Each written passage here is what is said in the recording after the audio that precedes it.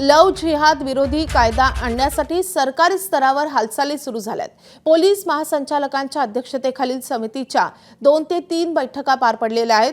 लव जिहाद विरोधी कायद्याचा पहिला ड्राफ्ट विधी आणि न्याय विभागाकडे असल्याची सूत्रांची माहिती आहे। कायदा संवेदनशील असल्यामुळे सरकारकडून बारीक निरीक्षणे लक्षात घेत सावध पावलं टाकली जात आहेत।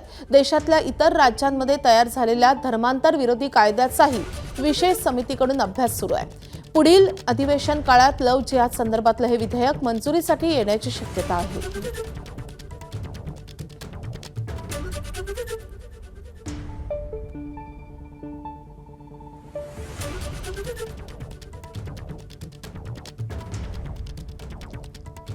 तर लव जिहाद संदर्भात सरकारी पातळीवर नेमक्या काय हालचाली सुरू आहेत आपण ग्राफिक्सच्या माध्यमातून पाहूयात। पोलीस महासंचालकांच्या अध्यक्षतेखालील समितीच्या 2 ते 3 बैठका पार पडलेल्या आहेत। कायद्याचा पहिला मसुदा विधी आणि न्याय विभागाकडे दिल्याची माहिती आहे। इतर राज्यांमधील धर्मांतर विरोधी कायद्याचाही या समितीकडून अभ्यास सुरू आहे।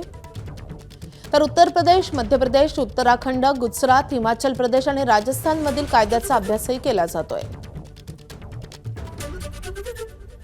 तर या संदर्भात अधिक माहिती जाणून घेऊयात। आमचे प्रतिनिधी अभिषेक मुठाळ आपल्या सोबत आहेत। अभिषेक, या कायद्यामध्ये कोणत्या महत्त्वाच्या तरतुदी आहेत लव जिहाद संदर्भात?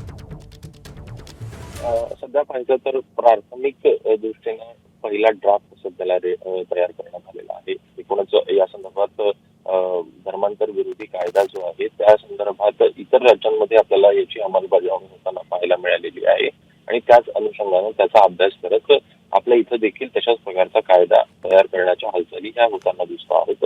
पोलीस महासंचालक यांच्या अध्यक्षतेखाली जी समिती नेमण्यात आलेली होती ती फेब्रुवारी 2025 साली त्या संदर्भात 2 ते 3 बैठका आपल्याला दिसलेल्या आहेत आणि त्यानंतर विधी व न्याय विभागाकडे याचा पहिला मसुदा हा तयार असल्याचे कळत आहे।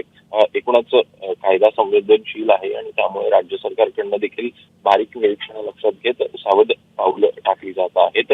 पुढील अधिवेशनापर्यंत या संदर्भात स्पष्टता येऊ शकते की हा कायदा पुढील अधिवेशनापर्यंत येईल की नाही। सोबतच देशातील जे इतर राज्यांमध्ये तयार केलेले धर्मांतर विरोधी कायदे आहेत त्याचा देखील विशेष समितीकडून अभ्यास केला जातो आहे आणि त्याचा देखील काही रेफरन्स आपल्याला या कायद्यामध्ये देखील होताना पाहायला मिळू शकतो। सोबतच यामध्ये महिला व बाल विकास असेल, अल्पसंख्याक विकास असेल, विधी व न्याय असेल, सामाजिक न्याय आणि विशेष सहाय्यक तसंच गृह विभाग असेल यांच्या सचिवांचा समावेश होता आणि त्यांच्या या सचिवांकडनं देखील काही इनपुट जे आहेत ते या कायद्या संदर्भात घेण्यात आलेले आहेत।